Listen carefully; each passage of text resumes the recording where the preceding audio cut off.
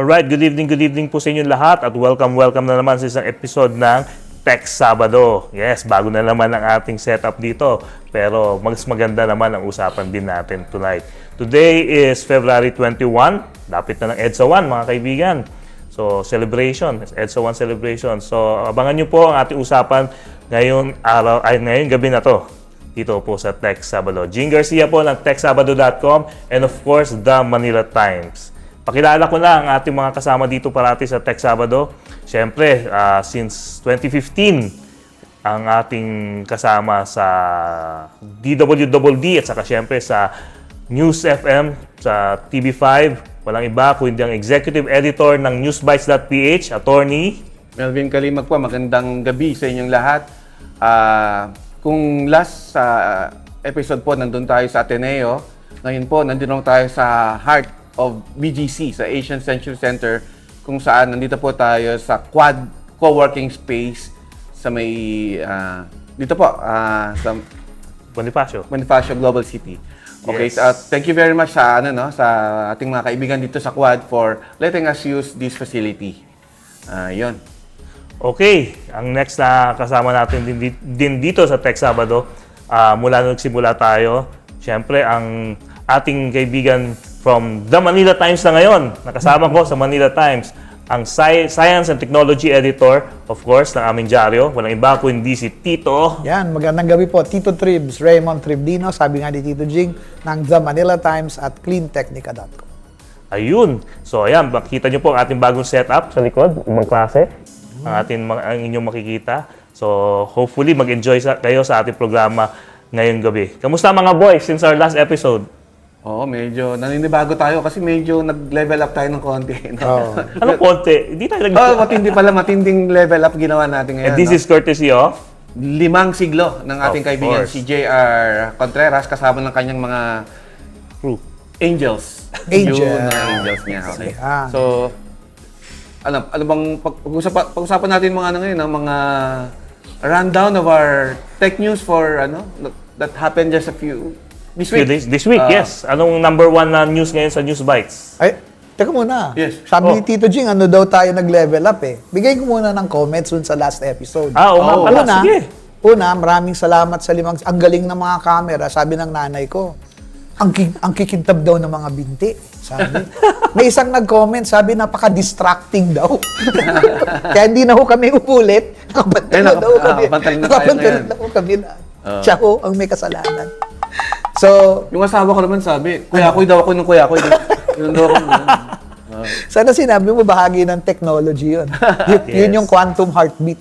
Quantum heartbeat. Yun ang quantum heartbeat. O yun, Tito G. So, anong latest news and top news mo ngayon sa News Bites? Well, may puro mga appointments eh. Appointments sa National Privacy Commission, may bagong Deputy Commissioner kasi yung isang Deputy Commissioner doon, si Miss Nerissa De Jesus, nag-lapse na yung term of office niya.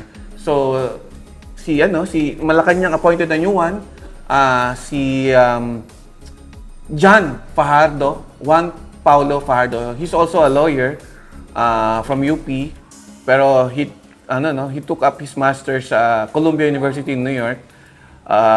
So, ayun. Kompleto na puro lalaki na ulit yung ngayon, yung NPC kasi yung nila, yung isang deputy commissioner lalaki rin, yung isa naman, yung chairman, bagong appoint din, si Barcenas, I forgot the name, pero Barcenas yung last name. So, bago yung composition ngayon ng National Privacy Commission. At saka gusto rin natin batiin yung bagong country general manager ng IBM. Si Leo Si Capinpin. Leo Kapinpin. Oo. Matagal na rin to sa IBM, pero hindi ko alam kung na-interview ko na siya, pero matagal na to, veteran na rin to. So, he is replacing si Eileen. Kaibigan natin si Eileen Hudan Yao. Yes. Yao? Parang, pero si Eileen kasi matagal na yan sa IBM. Oo, yes. Diyos mio. Sa Ano pa industry, yan, oo. Tagal na siya sa industry. Years or even decades in this industry. O even sa IBM alone. So, isa ring veterano si Eileen. So, but she's taking up a ASEAN role. Yes. I'm not sure kung based sa Singapore or still based here. Kasi minsan, kahit ASEAN role mo, Oo, based hindi ka ka pa dito rin sa, sa sa Pinas di ba? Correct. Yun, so... Work from home. Hindi, remote lang. Remote lang. From the lang. Philippines. Work from home from the Philippines. Yun, what else? Sa SciTech, sa Science and Technology natin sa So, Manila Times. sa Sabado 8, ngayon po lumabas yung issue natin for Science and Technology. Yung banner po natin, Pro-Meiotics. So, it's a very difficult, nahanap ko yan dun sa Stanford. Alam mo naman yung Science and Technology page natin, hindi tayo nakabatay sa press release. Naghuhukay tayo ng story, nagharap tayo ng research journals and so nakakita ako ng dalawang magaling na napakahusay na storya. Yung isa ilalabas ko po susunod. Yung una, gumawa sila ng minonitor yung movement ng plastic at nasundan, nagkaroon ng coincidence, Tito Jing, attorney, na yung ginagalawan ng plastic, yun din yung Manila Galleon trade. Nung time of the Acapulco-Manila trade route. Yes, doon din yun yung una. Yung pangalawa, yung Pro-Meiotics, using proteins to discover to use it as a historical artifact. Basahin nyo lang yung article. Hindi yung magulo. Simpleng-simple lang. Mga cookbook, inaral nila, and using techniques, na-discover nila na yung proteins na naiwan ng mga spices, at saka yung mga mantikang dumalsik sa cookbook, ginamit nila to date and to verify the contents of that. And marami yung implications nun for medicine, for scientific discovery, including artificial intelligence. Yung pag-develop ng code at saka yung movement at saka yung pag-translate nung mga chemical variances at yung mga valences na na-discover during that testing, ginamitan nila ng AI para ma-produce yung mga results na hindi mo mahahanap humanly because it will take so long to do the research. Pinabili siya ng artificial intelligence. Yan. Okay. How about you? Sa Tech Tomorrow. Sabado naman, ang isa sa mga top stories namin yung regarding job loss. Ito, nag-compile kagad sila ng data for 2026 na to sa yung first month pa lang ng ng 2026 may job loss na of 30,000 jobs globally. Okay. Technology to sa technology sector. So 80% daw dito nangyari sa US. Katulad ng company like Block and Meta. Nagtanggal sila na naman ng mga tao. And at the same time sa Europe din, umabot din yata ng around 2,000 people ang nawalan din ng trabaho sa Europe. Tapos yung yung Amazon, 16,000 plus ang plano nilang tanggalin 16,000 jobs ang nawala sa kanila sa 2025. So tumutotal na po na since 2025 and 26 tumutotal na ng over 245,000 jobs ang nawalan ng trabaho in the technology sector. Since the pandemic, aabot na to ng almost 1 million.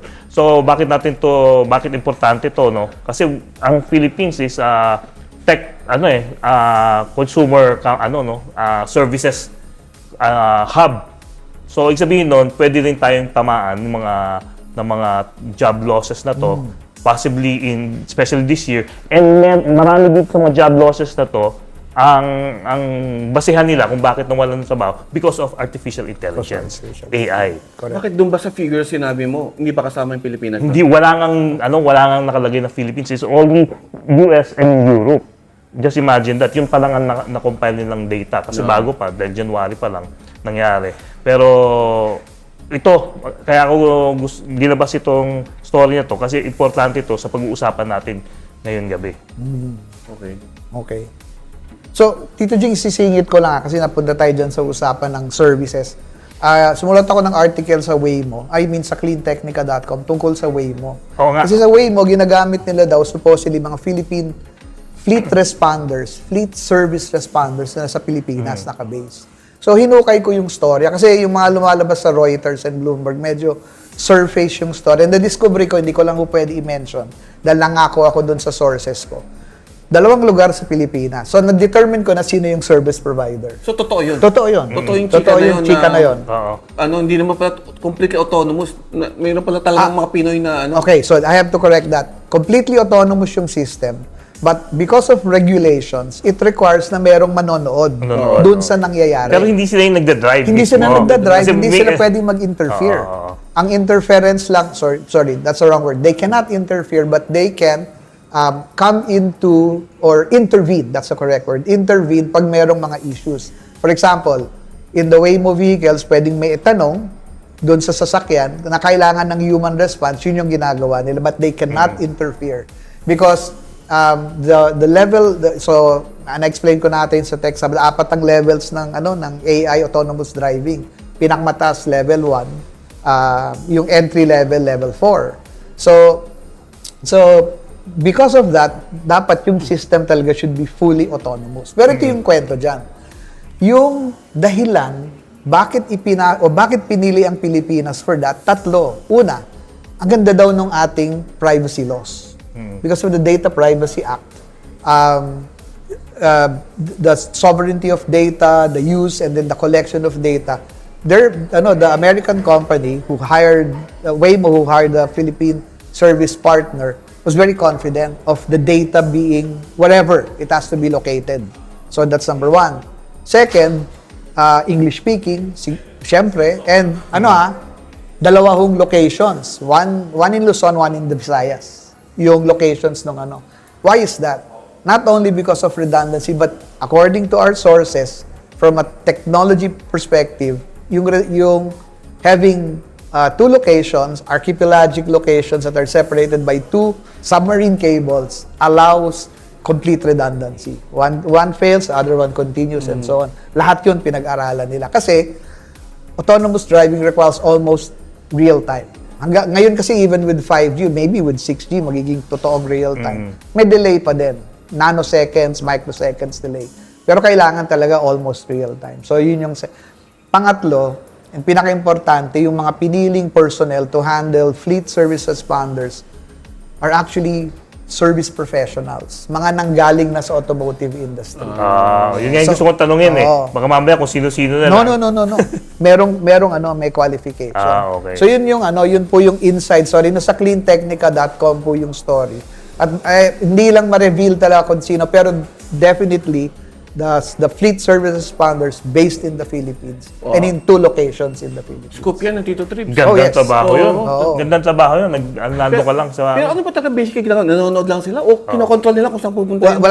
Hindi sila pwede mag-control ng kotse because the autonomous driving has to remain monitor lang in the nila kung US. tama yung ginagawa nung sasakyan. Actually, not even Nandun sila, according to our source, nandun sila to make sure that it is they are responding to the customers in a human fashion. Yes. Okay. In a human fashion. Naging joke na kasi sa internet yan Kaya nga raw kinuha yung mga Pilipino kasi if you can drive in the Philippines, you can drive anywhere, di ba? Tapos sabi pa nga may nakita ba akong comment kasi lumabas din yung story about robotaxi naman ng Tesla na marami daw aksidente. Sabi nung mga nagko-comment, hindi kasi Pilipino nagdadrive. Hindi, babalik tayo sa way mo. Paano yung liability nun? Pag nabangga, may pananagutan ba yung Pinoy na nanonood? It's a policy implementation in the US, yung regulatory, especially in California, kung saan nade-deploy yan. Lumalawak nga, dumadami yung mga Waymo. Kumpanya. It is going to be Waymo. Kanya yung liability. Walang liability yung mga nag-ooperate and so on, di ba? It's exclusively theirs. So na-mention mo na rin naman yan sa Waymo, tapos mga Filipino pala nagmo-monitor dyan. Siyempre, kailangan ng skills dyan, kahit Yes, paano. definitely. So tamang-tama itong pag-uusapan natin ngayong gabi is all about yung skills gap na nangyayari ngayon sa Pilipinas because of the new technology coming in. So tonight, introduce natin yung introduce natin ating guest. Alam naman kasi natin yung panahon ngayon, na iba na ang technology, especially after the pandemic, nagbago po yung nagbago po yung environment ng technology especially when it comes to customer service. Lalo na sa ating isa po sa pinaka-biggest business po ng Pilipinas is customer service, hindi lang for the Philippines but for the entire world, especially the Western world, lalo na sa Amerika. So ngayong gabi, pag-uusapan po natin yan, yung mga skills gap na nagaganap po because of the arrival of artificial intelligence. I would like to introduce our guest. Joining us tonight is Sherwin M. Pelayo, Executive Director of the Analytics and AI Association of the Philippines and Skills Development Lead at the Private Sector Jobs and Skills Corporation. With nearly 3 decades of experience in analytics, AI, and digital transformation, Pelayo has led national skills frameworks, advised government and industry on AI governance, and worked with global firms including IBM, Accenture, and Teradata. He is recognized advocate of human-centered design and data-driven capability development in the Philippines. So, good evening, Sherwin. Ganda nung Ganda nung background mo rito, ha? Medyo na-reveal yung age, sinabing 3 decades. Ano ibig sabihin 3 decades, 26? Exactly, tama yan. Magandang gabi sa mga nakikinig at nanonood ng Tech Sabado at maraming salamat sa pag-imbita, lalo sa kaibigan natin si JR na ayan, talagang may 3 decades yan. Kasi kasama ko pa nung college. JR, pwede mo batuhin ang telepono. Yeah. Nalalaglagan na, no? Oo. Kami rin naman mag-3 decades na rin kami nila attorney. Speak for yourself. In covering the tech industry dito sa Pilipinas. So, ayan. So, shoot the first question. I'm sure, Sherwin, anong difference ng AI, analytics, and ano pa ba? Yung traditional nating computing. Yun yung distinguish. Correct. Ano yan? Ito, magandang tanong yan. Kasi ngayon, napaghahalo-halo mo na ngayon. Nasa isa lang talaga yan eh. Sige. Sabihan Sama mo na natin. yung blockchain. Naku, yung pa yung blockchain. Ilang oras meron tayo ngayon gabi nito. Hindi na tanong ni Attorney Jam. Siguro, yan. Ayan, marireveal na naman yung age. Sige, nagsimula ako sa mainframe. Okay. Programmer talaga. Sa IBM. Hindi pa, a local company, Software Ventures International. SBI. Alam mo yun. Yun yung mga talagang nagsimula din, mga local dito. Sila Ben Coronel. Yan, sila Hilguan, yung mga mentors, I consider them my mentors, mainframe programming. Pero alam mo yun, typical software development, mainframe tayo, mga computers pa, personal computers, yung mga angels nga yata natin, hindi na alam po ano yung... Tanong natin, alam nyo punch card? Punch card din. Patay tayo. Di pa umabot ng punch card. Di ko umabot punch card, ha? Magnetic tape, alam nyo? Di ba? Tapos nagkaroon pa tayo hanggang maging mobile. Di ba? Nagkakaroon tayo ng mga apps sa mga phones natin. So yung traditional computing na yon. Because of those mga software application, bigla tayong na-accumulate ng maraming data. Okay? And na-realize, actually, IBM is one of those na naka-realize talaga ng potential nung data is madami tayong makukuha dun sa mga kinokolekta nating historical information. Makikilala natin yung mga customers natin, ano yung mga binibili nila, ano mga services yung gusto nila. Pag meron tayong product, may event, nagpapasurvey tayo, kinokolekta natin lahat yun. Doon pumasok ngayon yung analytics. Okay? Parang, sige, anong sinasabi nung data? Tapos, anong pwede niya sabihin in the future? Based dun sa kung anong nangyari kahapon, anong pwedeng mangyari bukas? So, pinoproject niya yun. Maproprofile yung future. Pinoprofile niya yun. Yun yung analytics talaga. Okay? Ngayon, artificial intelligence, parang binigyan pa ng sariling pag-iisip yung computer. Okay? Hindi lang niya basta tinitingnan ano yung sinasabi ng data, pero ano yung potential ng data na to na sabihin. So yung regular, normal evolution nakita namin talaga with analytics is artificial intelligence na. Ngayon medyo nagkaroon tayo ng challenge with artificial intelligence. Kasi I think lahat even kami sa IT industry, sa IT industry, no? Nagulat tayo na suddenly AI became a consumer product. Okay. Oh, yeah. Diba? Oo, totoo Diba? yan. Dati, Oo. meant lang naman yan sa mga geeks Business. at sa mga nerds. Di ba? Back-end Mga yan eh. engineer, Oh, scientists back-end, lang. oh. Eh suddenly, binigyan mo ng generative AI yung mga tao. Dati nga business intelligence eh. Business BI intelligence eh, no? lang Oo. yun. Tama, Ang mga tama. nakakaintindi lang doon, mga technical, Oo. highly technical person, tsaka yung mga leaders nung business. Correct. Pero yung normal, or sabi natin regular, everyday na Oo, tao, layman, oo. Oo nga eh. Mukhang gadget bigla, eh, no? Para Oo. siyang gadget, front-end Oo. bigla. So suddenly, kaya mo nang gawin halos lahat. Kung hindi ka artist, o kaya mag-generate ng magandang picture ngayon, di ba? Kung hindi ka writer, Kung hindi ka writer, nakakasulat Sulat ka ka. na. Oo, correct. Di ba? Even sa school, magsulat ka ng essay, mag-create ka ng kanta, mag-create Yes. ka ng poem, isang sabi mo lang sa generative AI, mag-generate sila. So, actually, naging challenge ngayon natin sa artificial intelligence. Naging pang-everyday tao Okay. siya na nagamit.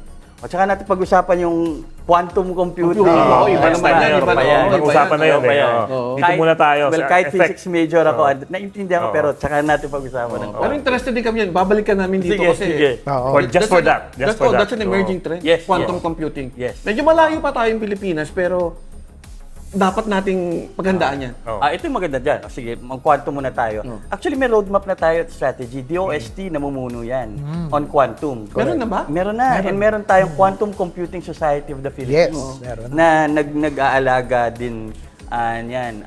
Actually, palagi kami nag-uusap. Sabi natin, AI, medyo nahuli tayo Pilipinas. Huwag na tayo magpahuli sa quantum. Nandun na din tayo di ba? Doon na rin papunta eh. Nandun na din papunta. Si quantum computing, if my limited knowledge of it is that kaya niyang gawin yung mga hindi kayang gawin na classical computers. Yes. Oo, kasi masyadong complicated na. Ang dami ng variances, data, sources of information. Quantum computing ang kaya yun. Yes. Ayun, parang May ganun. quantum computing, quantum technology, Yeah. ganyan. Siguro sa mga nakununod, nakikinig, kung gusto niyo magkaroon at least ng basic understanding kung ano ang quantum, suggestion ko, panoorin niyo Ant-Man, Yes. panoorin niyo Doctor Strange, Yeah. panoorin niyo Spider-Man Multiverse. Alam mo, kahit sinasabi, kahit AI, kung gusto malaman to, manood kayo ng sci-fi. Oo, nandun eh. And then actually, Pag-usapan karamihan na ng doon. sci-fi ngayon, hindi na sci-fi. Anong panahon natin? Minority Report? Oo. Di ba? Tom Cruise, Terminator Terminator. na yan, sabi namin. Nandyan na yan. Nandiyan na yan. no? Yes. Correct. Okay, babalikan namin si Sherwin pag after a few reminders lang.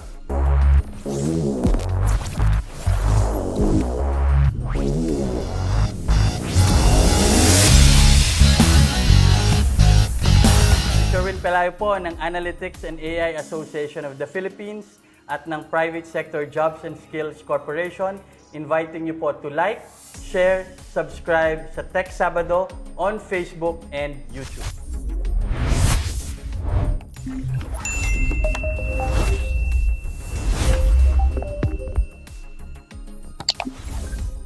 Okay, we're back dito sa Tech Sabado and of course, we're also back with our host, Attorney Melvin Kalimag and Tito Raymond Cripps Tibdino, and of course, our guest tonight, Sherwin Pelayo. Isa pong AI expert to when it comes to analytics and AI developments. Pero yan po yung pag-usapan natin kanina, no? So, balikan natin ulit yung analytics pagdating sa AI analytics.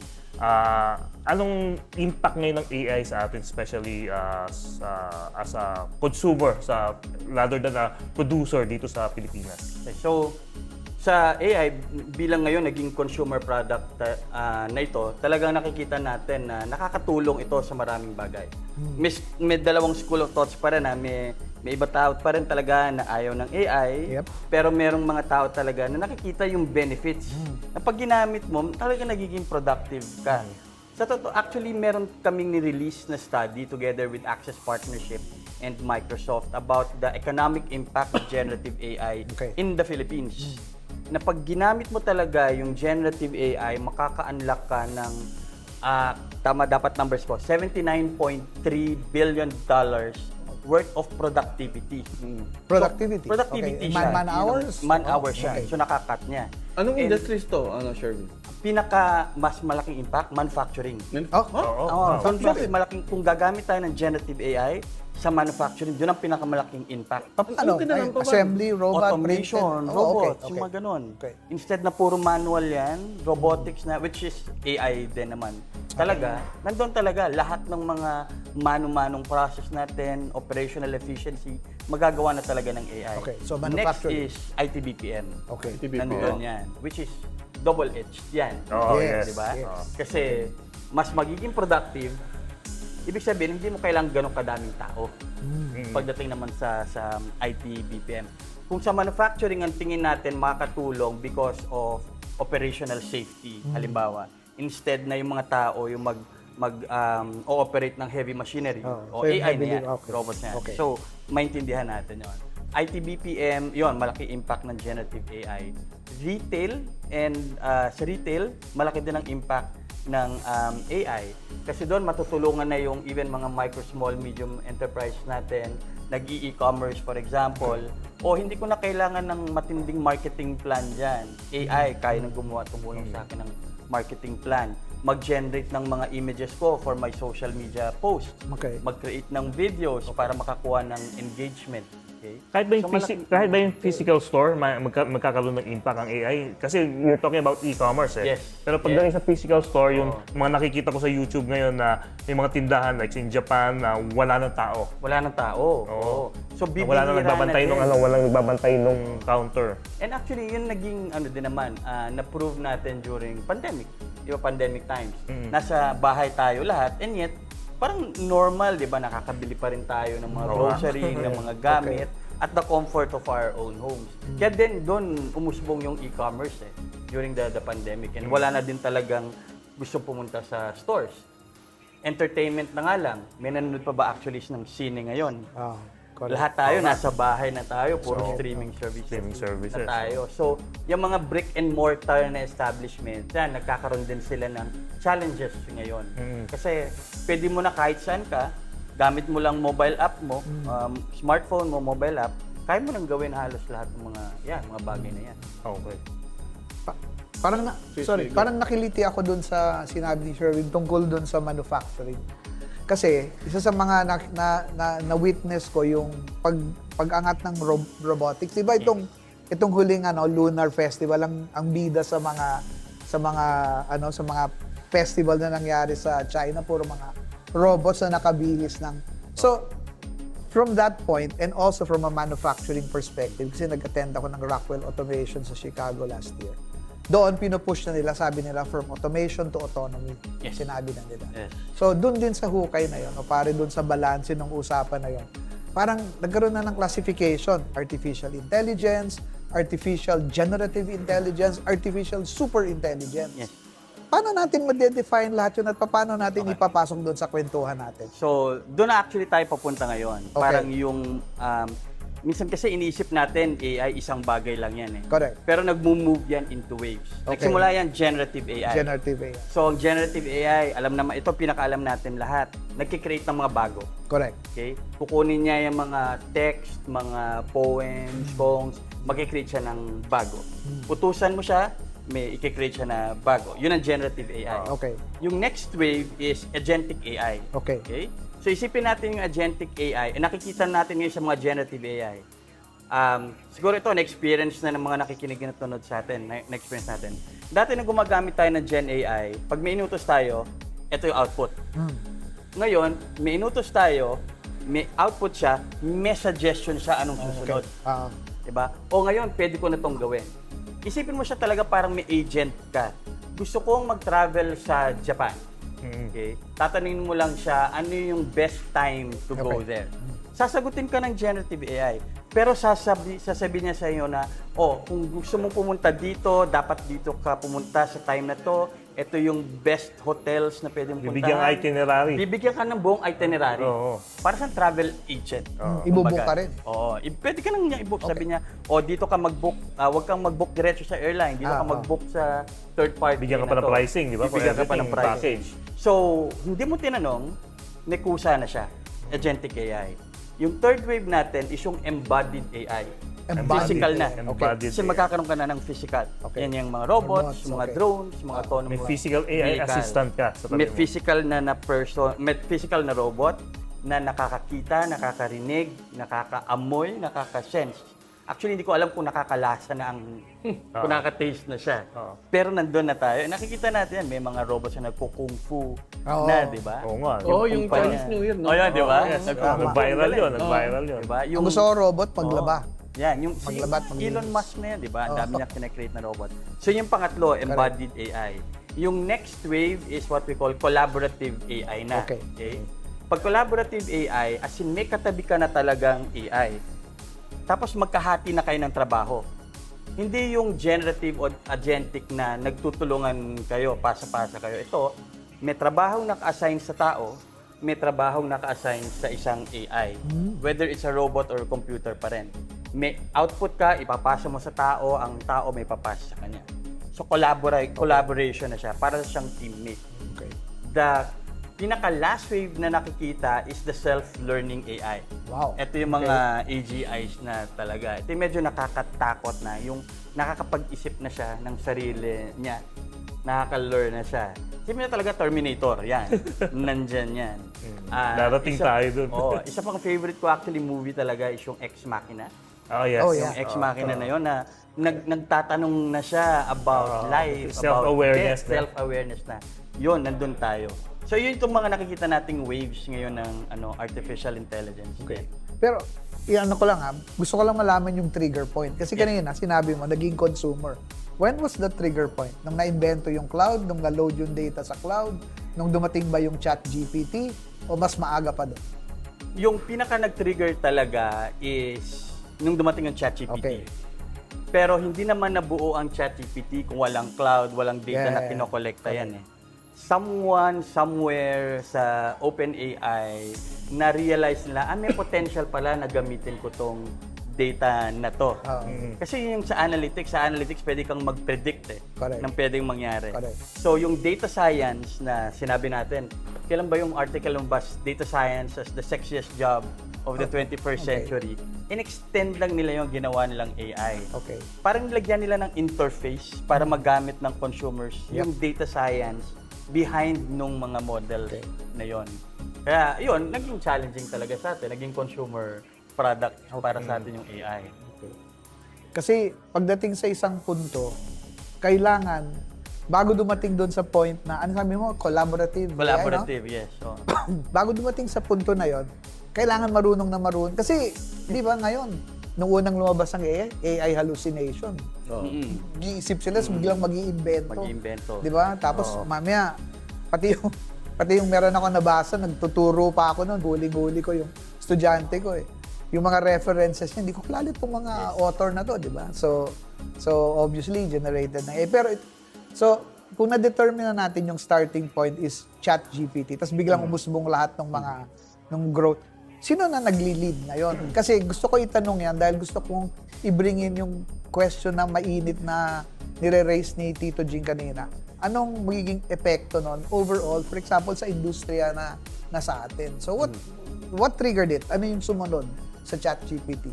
So yung, since ngayon nakakapag-create ka na ng mga bagay na parang kahit hindi mo na kailangan ng kausap na actual tao. Correct. Okay?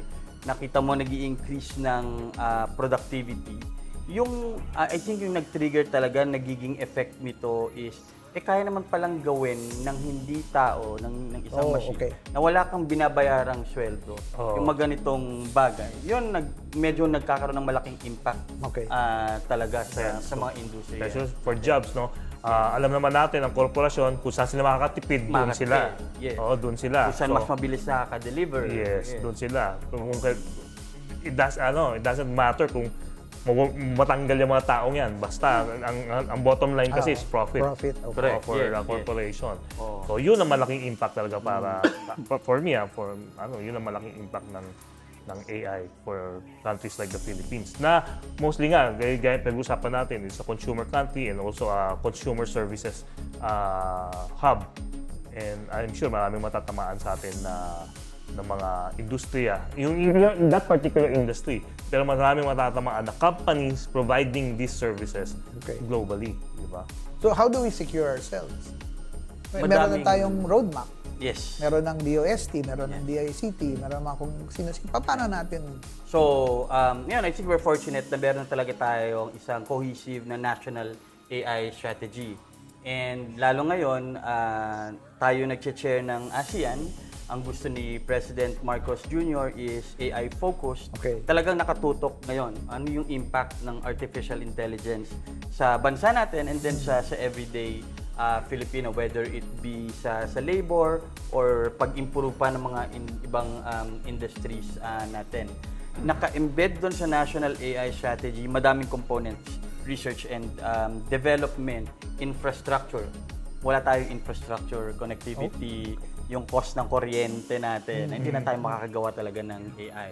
There's workforce development na nililid ng TESDA and CHED. Okay. Yung curriculum development natin na pinangunahan naman ng DepEd kasi gusto natin ngayon ituro to sa basic education as well. Merong part of the national AI strategy is yung pag-incentivize actually sa private sector and even startups. Okay. Na kailangan natin mag-develop ng AI. So there was this Philippine AI report Okay. na create ng Swarm. Yes. They released this last December and the full report expected to be released ngayon, di ba? Yung nakikita lang, and then, there's another one pala, yung grassroots perspectives on AI naman. Okay. Na-release ng Cyrillytics and then Data and AI Ethics PH. In both of those reports, sinasabi natin na ang Philippines is a very good consumer of AI. Consumer. Hindi natin problema ang AI adoption. Ganun din naman tayo, di Nasa ba? 92% nga, according to this number. Diba, laki Taas, AI adoption 92% of Philippine organization. Tayo, no? di ba? Adoption. Tayo yung, Adoption, oo. Sa social media, tayo pinakamataaas na consumer. Oo. Okay. Tayo pa rin yung SMS texting Okay. capital, di ba? Ganun tayo, adapt. Okay. Yun ang problema. Adapters tayo, consumers tayo. Oh, okay. Hindi tayo builders ng AI. So, ang pera palabas ng bansa. Binabayaran natin yung mga Yung mga platforms na yun, di ba? Oo, Yung yung mga platforms. based in binabayaran. Silicon Valley. Yun. Oo. The Magnificent Seven yung tawagin nga ngayon, di ba? So, hindi problema yung adoption sa atin eh. And I think, sorry, baka may matatamaan sa BPO natin ha. Love ko yung BPO industry. Kasi sa BPO natin, naturuan tayo maging order takers. Tagasunod tayo. Correct. Which is magaling na magaling tayo. Yep. Pero hindi tayo nagli-lead. Kasabayan natin halos ang India na establish yung outsourcing, di ba, sa Yes. IT. Okay?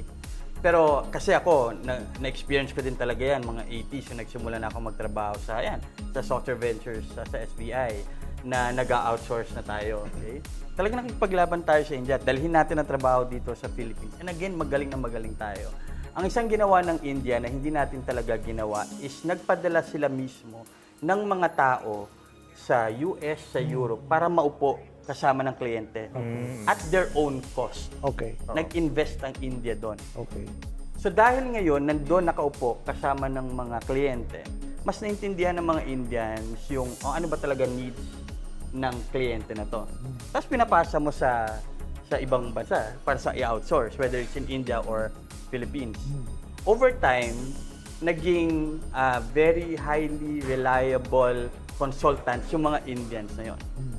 So sino nagli-lead ngayon ng Microsoft, ng IBM, Oo nga, no? Accenture, Yes. ng Google? Yes. Correct. Puro Oo. Indian. Puro Indian. Di ba? So, sa BPO, and again, well-respected BPO, they're helping the country a lot. Pero naging order takers talaga din tayo. Again, we're very, very good on that. And ang gusto namin, panawagan namin ngayon sa AI, now that we know that we are consumers and adapters, we need to move beyond that. How do you do We it? need to be builders and developers. What's the first step to become a builder? Kailangan natin mag-invest in skills development Yan. ng mga AI engineers at AI scientists. Okay. So, ayusin natin infrastructure kasi hindi tayo makaka-build ng engineers and AI scientists kung wala silang infrastructure. Correct. Yung mga GPUs na yan na pagkamahal-mahal, di ba? Meron tayong yung cost ng power natin. Yep. Mag-invest tayo sa renewable energy. Correct. Kailangan natin yan. And then, we need to really be fast in upskilling yung mga tao natin.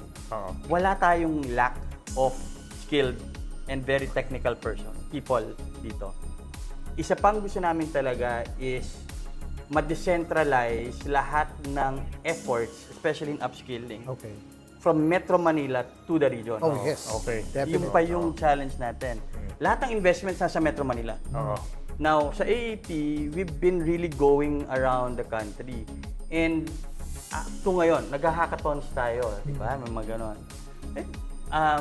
Ayaw ko masabihin, pero nasusurprise ako na ang dadaming magagandang ideas na nanggagaling sa region. Actually, dapat hindi na tayo nagugulat eh. Oo. Pero talaga may very good talent Marami sa magagaling region. talaga sa Magaling probinsya. talaga. Totoo. So, ang isa kong palaging classic example diyan yung nangyayari sa Caraga region. They really took it upon themselves, yung DOST Regional Director ng Caraga. Sabi niya, sige, kailangan natin magkaroon ng plano, AI strategy, just for Caraga. So, in-invite niya, CHED, DepEd, TESDA, DTI, DOLE, DICT, sila, within Caraga, nag-usap-usap sila, nandun kami. Tinulungan namin to create an AI strategy. Ngayon, may mga SUC sila doon. Ni-invest nila, magkakaroon ng GPU, AI. Tapos, at least nakatutok yung AI efforts nila doon sa industriya na kung anong meron sila. At identified nila kung ano yung mga... Yun pa din importante. Oh, yes. Agriculture yan, Importanteng aquaculture, area. Yes, mining. Kasi kailangan ang AI para maging effective. Nakatutok yan sa isang industriya din. Tama. Doon yan. So, yun din isa namin. Skills development outside of Metro Manila, targeted doon sa industriya na bumubuhay doon sa region na yon. Kasi kung again ang mangyari, wala lang focus tayo, magpa-migrate yung mga taong nasa region to Metro Manila. Yes, magiging dito na naman Dito na naman. mas centralized Diba? na naman dito. And then, hindi ma-develop yung mga regions natin. Oo. Which is Kulang na naman. actually happening now and even before, di ba? So bago natin pagpatuloy yung usapan natin about ngayon yung AI strategy ng Philippines and of course the skills gap na nangyayari, magbe-break muna po ang Tech Sabado.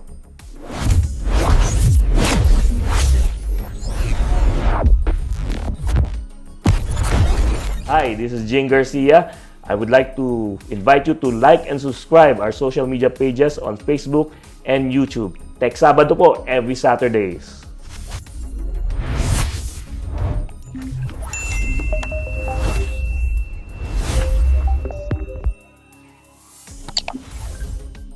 Okay, we're back dito sa Tech Sabado and of course, i-continue natin yung pag-usapan natin kanina, especially about about AI strategy sa Pilipinas and of course, yung skills gap na talagang para sa akin na talaga right in front of us. Nakikita naman natin. So, ano pa additional na ginagawa ng Philippines when it comes to this strategy? Magbibigay lang kasi ako ng numbers, katulad na sinabi mo sa report, no? Sabi nga dito nga, 92% of Philippine organization used AI in 2024. Napakalaki nun, talagang almost 100%, no? 54% have been using Gen AI tools for over 12 months. 61% report C-level oversight of AI strategy. Tapos, pero yun na nga, 65% remain stuck of proof of concept. Tapos, yung enterprise-wide deployment remains limited. Yan po yung mga numbers na lumabas sa report na sinasabi nga ni Sherwin kanina. So, ayan, gaya na sinabi natin, nandun na tayo sa skills gap because of kung wala tayong AI strategy, yung skills gap na yan, lalong lalaki. Yeah. So, ano pang additional ginagawa ng Philippines for that? Especially the government. So, nakapaloob din sa National AI Strategy isang malawak na education and workforce development plan. So, kaka-release lang din ng EDCOM 2 ng Year 3 report nila. Interesting. At yung National Education and Workforce Development Plan for the next 10 years. Doon nakapaloob yung National AI Upskilling Roadmap na na-develop through AAP tsaka nung Private Sector Job Skills Corporation or PCorp. Okay? Ito yung layunin niya talaga, yung objective niya is to develop several, parang sinasabi natin levels. Okay? Definitely nandun yung pag-develop ng mga AI engineers and AI scientists natin. Yon, katulong natin ang TESDA and CHED doon. Kasi medyo higher education na to. Yung nasa gitna, yung tinatawag naming AI adoption. Kailangan lahat ng workers ng mga Filipino workers, kailangan ma-equip ng paggamit ng AI for increased productivity. Teachers, government workers, micro, small, medium enterprises. Actually, lalong-lalo na sa mga teachers. Okay? So may study na parang ilang percent ng time nila puro administrative tasks. Ngayon, tinuturuan na silang mag-automate, pag-create ng lesson plan, ng assessment, pag-check ng attendance, automated na yun. Para ang focus nila, ito sa mga learners natin. So yun yung AI adoption. And then the earlier levels is more on AI awareness. Okay? Kahit naman tayo, pag nakakita tayo ng isang AI-generated content sa social media, hindi na natin ma-distinguish AI ba to or hindi. Yes, oo. Diba? Buti sana kung informational, pero karamihan no nakaka-scam Yep. ng mga kapwa Pilipino Oh, yes, natin, oo, diba? oo. So, 'yun ang gusto namin naman on the earlier levels nung AI upskilling roadmap na to. Is for the everyday Filipino to really discern, okay, ang nakikita ko ba dito totoo o hindi? I'm not saying na lahat, ayoko sabihin kasi AI generated or fake. Okay. Kasi may AI-generated content naman talaga na instructional and mabuti. Diba? Ayoko palagi sabihin, hindi siya yung AI versus fake. Hindi siya ganun. But, totoo ba to or hindi? Kakaroon kasi Nakakatulong ba derogatory to term or ngayon, nagiging derogatory term ngayon, AI. AI yan. Oo. Parang fake news yan, gano'n fake eh, na di ba? agad, slap ka agad. Oo. Yan. Tapos ngayon, election pa, halos malapit na election. So, Oo nga, no? hindi natin gamitin ng AI. So, may gano'n tayong tatlong levels. And nung Wednesday, actually nga, nagkaroon ng Senate hearing, courtesy of Senator Bam, being the chair of the Science and Technology Committee, on the effects of technology. While nakafocus sa IT BPM, alam naman natin yung effects din ito with the other industries. But doon, hopefully mapakinggan nyo, may mga representatives tayo from DepEd, CHED, and TESDA na nilatag yung mga programa natin on AI upskilling. Okay? Masabi ko lang, actually, I think we're very fortunate.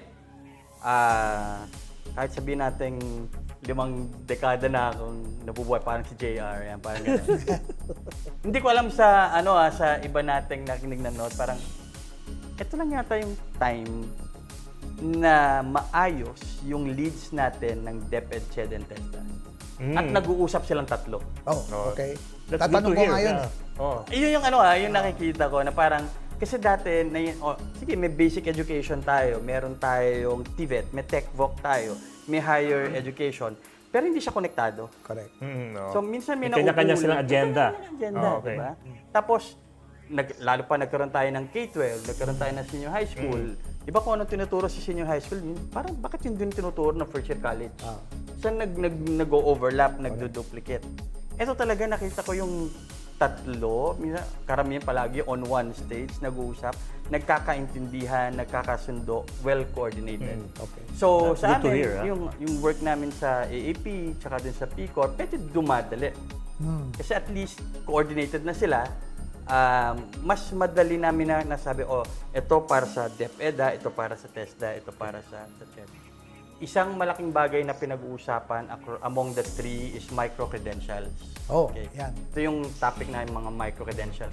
Ito yung mga hindi tayo maghihintay ng 4 na taon para masabi natin matuto sa AI. Okay? Kasi pag naghintay tayo ng 4 na taon, hindi na AI yun. kung ano pinanalo natin ngayon, ituturo mo Iba na sa isang 4-year college course. Iba na by that Oo. time. Pag graduate Nagbago mo, na wala yan. na kaagad, di ba? Kasi ang bilis na ng change ng technology. So, mas madaling yung mga short courses. And actually, mga kabataan naman ngayon, manood lang ng YouTube course, di ba? Alam na nila. Is this similar to yung mga certificates nga? Yung mga, Yan. Micro-credentialing. Micro-credentials, yung mga 6 months, may certificate ka na about Yes. this. Okay, good. So, madami ngayon, meron na tayong na-develop na, huwag sana pagalitan ng TESDA, meron na tayong 7 micro-credentials sa TESDA ngayon. Data analytics, AI prompting, machine learning, may machine learning tayo sa TESDA, data engineering, data governance, generative AI. So ito yung mga short courses na talaga. Na ngayon, may move din na some of those, pwede mo nang ituro sa senior high school. Okay. Para at least pag-graduate talaga ng grade 12 na learner natin, pwede ka na magtrabaho. Okay. Kasi meron ka ng National Certificate ng TESDA. Ganun din ang gustong gawin sa CHED. Okay? So kung ano man yung napag-aralan mo, halimbawa sa TESDA, meron ka ng national certificate, pwede na siyang i-credit. Okay. Itong credit transfer system, tsaka recognition of prior learning. Okay. Yung micro-credentials, credit transfer system, tsaka recognition of prior learning, yun talaga tinitingnan ng tatlo ngayon. So kahit ako halimbawa ngayon, nagte-training tayo sa kumpanya natin, mare-recognize na ng CHED yun, mare-recognize na ng TESDA.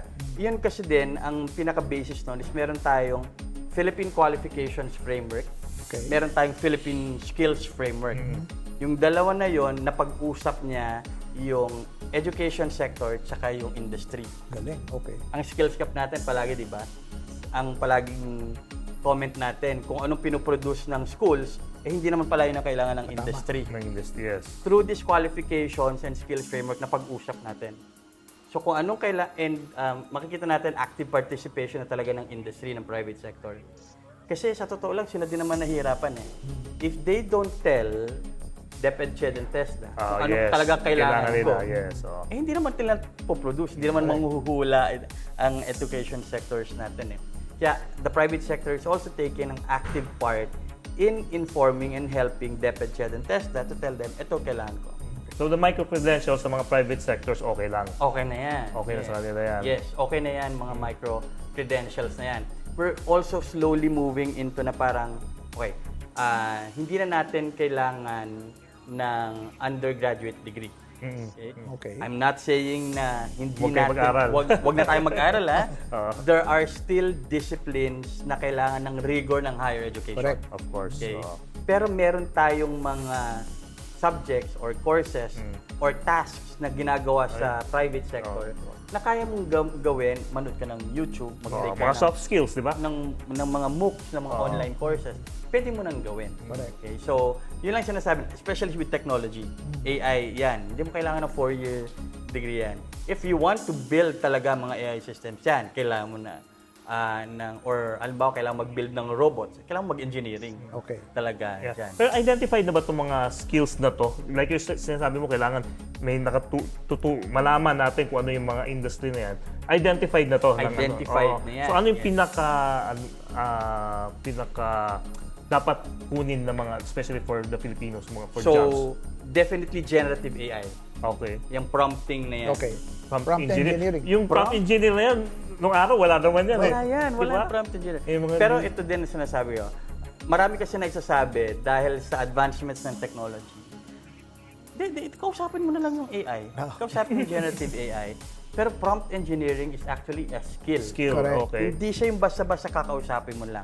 Bakit na sinasabi? Kasi ito yung impact eh. Hindi pwede mo lang kausapin talaga, di ba? Ayan. Na one question at a time, ganyan, dire-diretso. Ang goal natin is sa isang prompt, nakuha mo na lahat ng gusto. Okay. Bakit? One, may impact sa environment. Okay? Hindi nakikita ng lahat yan. Di ba yung mga data centers natin, itong mga high-performance computers natin, kailangan umiinit yan. Tama. Gumamit Demand lang sa tayo, tubig, diba? demand sa kuryente. Gumamit tayo ng laptop, konti Correct. lang ginagawa, umiinit na yan. Tama. O imaginein mo, ilang bilyong tao gumagamit ng data- ChatGPT dumadaan sabay-sabay. sa data Iinit center. yan. oo. So, the less that we use, or the lesser the prompts, Yep. the better. Correct. Di ba sabi nga ng OpenAI, okay lang wag na kayong mag-thank you. Oh, yes. Di ba? Kasi magti-trigger. Kasi pag welcome yan, another wattage na naman yan. So, okay na yun. The second reason, apart from environment, is ito yung nagkakos ng hallucination. Yes. Ah, okay. Habang question ka ng question, parang tao yan na naiinis. Na parang, ano ba talaga gusto mo? Bakit ayaw mo doon sa previous sagot ko? Mag-iimbento na yan. Correct. So, doon siya talaga mag-hallucinate Okay. yan. Eh, di ba ganun din tayo minsan? Ano ba talagang gustong sagot nitong tao nito? Di mag-iimbento na lang ako. So, for that two reasons alone, yung prompt engineering is really a skill na kailangan na talagang pag-aralan niya. So, yung pinaka-basic Basic, okay. talaga, yung fundamental. The next na. one. The next one, ito hindi usually pinag-usapan, is ethical and responsible. Yun. Ah, okay. Correct. Yes. May tamang gamit yan.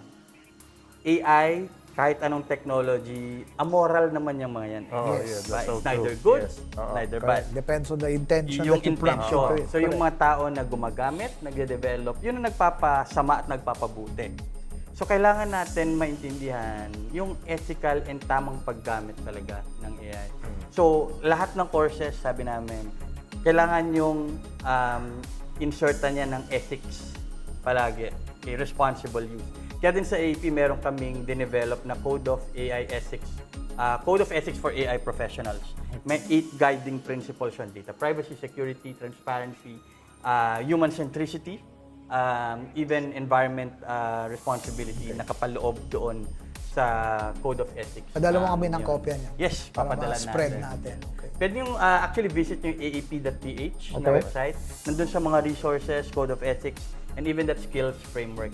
Okay. Yung skills framework na yun, there are 78 skills na kailangan pag-aralan to be an analytics professional and an AI professional. But hindi lang engineers yun, kasi may career path for teachers, for researchers, for business intelligence people na so halimbawa meron kayong financial analyst, operational analyst yan. Gumagamit pa rin ng data yan. They're not Of course, technical, yes. pero kailangan nilang magkaroon ng competencies din on analytics and AI. So 78 skills. Of course, hindi lang technical. There's project management also, some leadership skills, the soft skills, which are the harder skills to develop, embedded siya doon. Ayan. When Pero, should the analytics...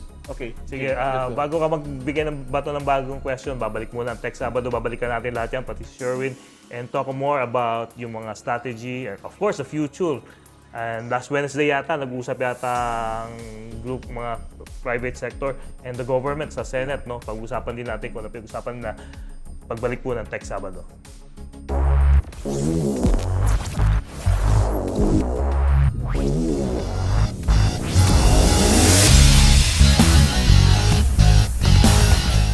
Magandang gabi po, Raymond Tribdino po. Like and subscribe our YouTube and Facebook of techsabado.com.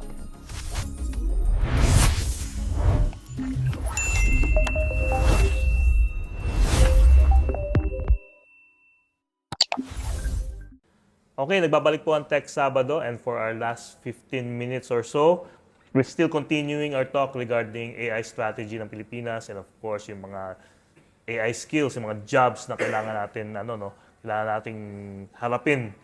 Especially gusto ko lang malaman kung ano future ng Pilipinas when it comes to AI. Balikan po natin si Sherwin, and I think before tayo nag-break, may tatanong sana si attorney.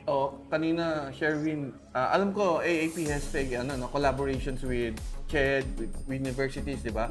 Pero tanong ko lang, how young should students know about Good Oo nga, question. no? analytics? Great Magandang question, question yan. Di ba sa China, kinder pa lang, tinuturuan Coding na, na eh, no? nagtuturuan na Coding siya na, ng correct. AI. I've learned I think it's in Indonesia or Thailand, grade 1 may machine learning. Yes. Oh, wow. Oh. Parang, okay, sige. Yung plano ngayon ng DepEd is to start at grade 4 with digital skills. Okay. Which is, I think, okay naman, at least coming from the private sector. What we are, and ang ginagawa lang din ng DepEd, and ito naman talaga yung dapat gawin is, kung magkikreate man tayo ng curriculum for them, for basic education, at as early as grade 4, it should be a co-creation initiative. Co-creation. Co-creation siya. Hindi lang yung mga teachers. Okay. Kailangan may say yung learners mismo Oo. and yung parents. Yes. Okay. So yung tatlo na yon. Sanay na tayo na ang teachers yung nade-develop ng curricula. Pero sa totoo lang, sino mas marunong ng AI ngayon? Totoo. Di ba yung mga bata? Kahit naman yung mga anak natin, pag may problema, Di bibigyan ba? natin. Nandun sila. Tawagin mo sila. Tawagin so sila. parang mas marunong pa sila sa atin ng AI. Totoo. So kailangan yung teachers, kailangan pa rin yung teachers to guide. Kasi yun yung, doon papasok yung ethical and responsible use. Okay. Kasi para hindi lang sila gamit ng gamit. Ano yung tamang gamit nito? Alam mo, nagsulat ako sa LinkedIn ko, ang na-miss ko nung ganung time natin, Sesame Street. Oo. Diba? Oo. Doon tayo natuto. Yes, Correct. totoo. Di ba? Oo. At least may nag-guide sa atin. Yes. Ngayon, ang challenge natin kasi, kung yung parent, sige, sabihin natin teachers sinuturuan natin ngayon, di ba? Ng AI. Pag umuwi ang mga bata, paano yung parents na wala ding kaalam-alam about AI? di ba? So, sinong mag-guide ngayon sa mga bata na gumagamit ng AI? Yun ang maganda sa atin nung time natin kasi may Sesame Street tayong na napapanood. And even napapanood natin, kahit yung mga parents natin may ginagawa, at least naririnig nila kung ano yung pinapanood natin. Ngayon, hindi nila narinig, hindi nila nakikita yung gumagamit ng tao. Naka-headphone, Yes, yun, di ba? oo, Naka-headphone, naka-headphone. nakita. So, yung ginagawa talaga ngayon ng DepEd is co-creation ng curriculum. With the learners, with the teachers, and with the parents. Ngayon, ang mga learners natin, hindi ko na alam di ba may Minecraft? May Roblox. yes. Roblox, Yan. ganyan, oo. Even, ano yung game na Gina-gamify nila yung yun. World of War. My God, di ko na alam yung mga ganun, di ba? Yes. Alam mo yung pinapanood ko sila, may natututunan naman pala sila dito. Bakit ang bilis mong mag-compute? Okay. Alam mo kung ilang XP yung kailangan mo. Ah, Alam mo kung sino yung ita-target mo kasi mag-earn ka ng maraming XP. Correct. Bakit ang bilis mong mag-compute ng math? Oh, Di ba? Pag na-apply, kasi na-apply daw Na-apply niya, nila. mabilis. Okay. So, ganon. Parang ini-explore ngayon, ba kailangan natin puntahan kung nasan yung mga bata? Kasi doon sila natututo. And ang kailangan natin is based, at least naman, based on the experience natin as parents and teachers, yung ethical and responsible use. Okay. The morals of it. Co-creation ng key. And yun ang ginagawa din talaga ng DepEd natin ngayon. So in the question na gaano kaaga, pwedeng kahit grade 1 yan, for as long as parents, teachers, and learners, co-create, we're good. Okay. Kaya, Pero sa totoo lang, ang sarap pakinggan eh. Pero sana ma-implement na maayos kasi alam mo, ang DepEd natin has always been a problem ever since yung bata ako. And especially now, no, yung evolution ng education sa, not only in the Philippines, but around the world. Kasi parang feeling ko, they're still doing the same thing nung bata ako. Kung ano pa rin ng the way education is being taught. It's still the same. Kasi pagdating sa ibang country, alam ko iba na eh. Yes. Especially ngayon nga, pinupush nila yung K-12. Naging issue pa yan eh, di ba? Before na-implement yung K-12 sa Pilipinas. Parang ang dami pang usapan kung ano ba talaga ang purpose yan. Pero dito, ang ganda, ang sarap nga pakinggan eh, no? Nung na-explain mo na ganyan na pinapasok natin education sector. Pero paano to? Kailan ito may implement? Kailan ito mangyayari? So, again, yung maganda dito talaga is nakatutok ngayon yung DepEd natin sa mga ginagawa ng mga teachers. Kasi even sabihin natin, magkaroon tayo ng curriculum, even yung pedagogy, yung way of pagtuturo, okay? Tinuturo na yun sa mga teachers as part of the AI upskilling roadmap. Pero maganda din sa DepEd is ina-actionan nila yung mga ibang bagay na nakakasagabal doon. Ino-automate ng mga administrative tasks. Okay, dapat matanggal yun kasi. So that's another initiative beyond upskilling ng mga teachers natin. Pag-improve ng mga classrooms natin. There's a big push on private-public partnership talaga. So, pati yung mga sweldo actually ng mga teachers. Kasi madaming bagay. Hindi lang basta, tuturuan namin yung teachers o ito yung AI. Ito yung kailangan yung matutunan, bagong pedagogy, bagong way of pagtuturo, pag-assess ng mga learners natin. Pero kung in the back of their minds, dami pa rin nilang iniintindi at hindi nakafocus talaga dun sa pagtuturo, hindi pa rin nila magagamit yan. So sayang lang yun. So there's a lot of things that are happening in combination para matulungan talaga yung mga teachers natin. Especially mga teachers na alam natin medyo thunders, medyo takot. Yes. Tumawak lang. Takot, hindi man lang takot sa AI. Tumawak man lang ng cellphone, takot. Di ba? Gumamit ng apps. I think we're fortunate na we have a historical education budget. Okay, di ba? Pinakamalaki. Always naman. Pinakamalaki and at least based dun sa recommended percentage ng GDP natin. So that's one. Wala tayong shortage ng private sector who's really willing to help. Support, no? Okay? Ang maganda dyan kasi is they're seeing really the initiatives of our education secretaries. They trust our education leads. Kaya freely, openly tumutulong ngayon yung private sector. So hindi tayo maubusan niyan. Ang hope is masimulan, actually sinisimulan siya na ngayon, pero kailangan natin mas mabilis. Okay? Yung lifespan na binigay namin with AI upskilling roadmap is 3 years. 3 years. Okay? I mean, eksakto lang at the end of the term of President Marcos.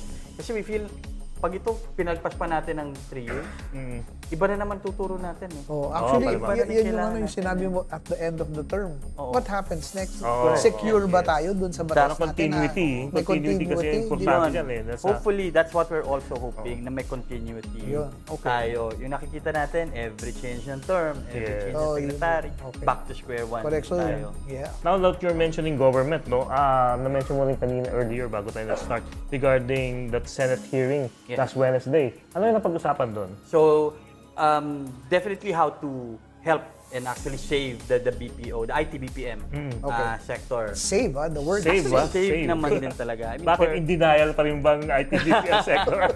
I would say, the first few years, yes, pero ngayon they're slowly. Okay. I mean, they're catching up talaga Okay. pretty quickly.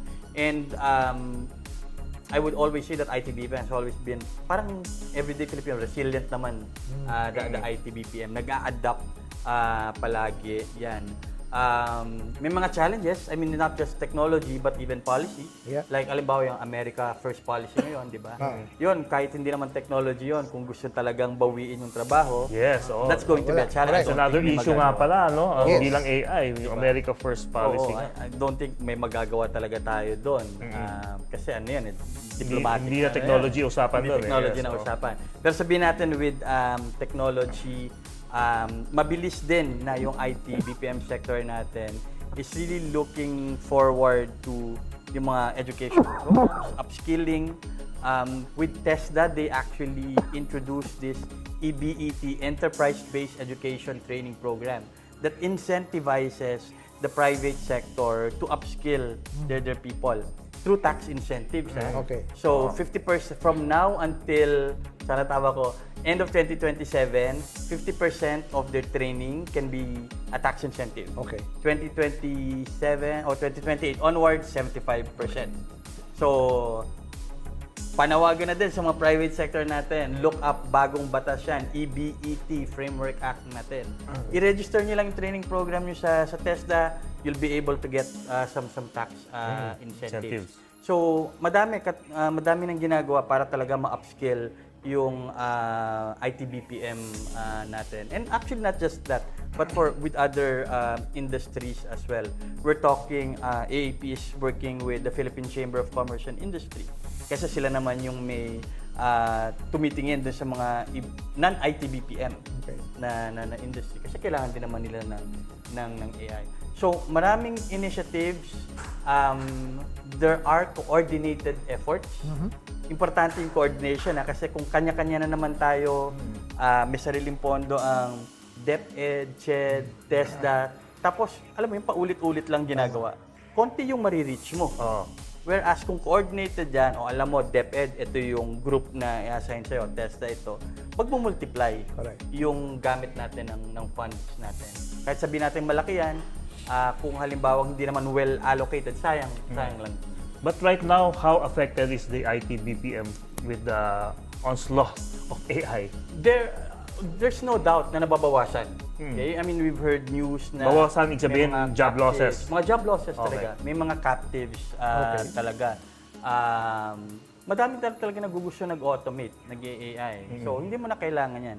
Karamihan, sabi nga namin, kung yung trabaho na ginagawa mo, pwede mong isulat sa isang manual, mawawala yan. Tama. Kasi i-automate mo lang naman ma-automate. yung manual na yun. Correct. Yung handbook na yun, yung set of procedures na yun. Karamihan ng na-automate ngayon na AI, yung tinatawag natin yung jobs na nag-iisip, yung cerebral. Kasi kaya na ng machines yun. Okay. Ang medyo hindi pa apektado ngayon are the physical labor. Oh, yes. Kasi wala pa yon. So, ang IT BPM, halos nandun sa thinking yan, service-oriented. Yan eh. So, job loss talaga. I mean, no denying na experience na natin yon. What definitely could help is upskilling. Okay? But I think more important is we need to create jobs ourselves. Okay. So dito papasok actually isa pa pala itong pinapasok natin sa curricula is technopreneurship. Yes, oo. Kasi madi-displace naman talaga Tama. yung mga jobs. Pero kung walang magkikreate ng jobs, kahit i-upskill mo yung isang tao, anong trabaho yung pupuntahan niya? We need startups. We need startups. Startups, din. yeah. Di ba may sinasabi nga no AI will not replace you, but you will be replaced by people who know Those AI. Yes. Yung marunong mag-AI, yung mga boss mo.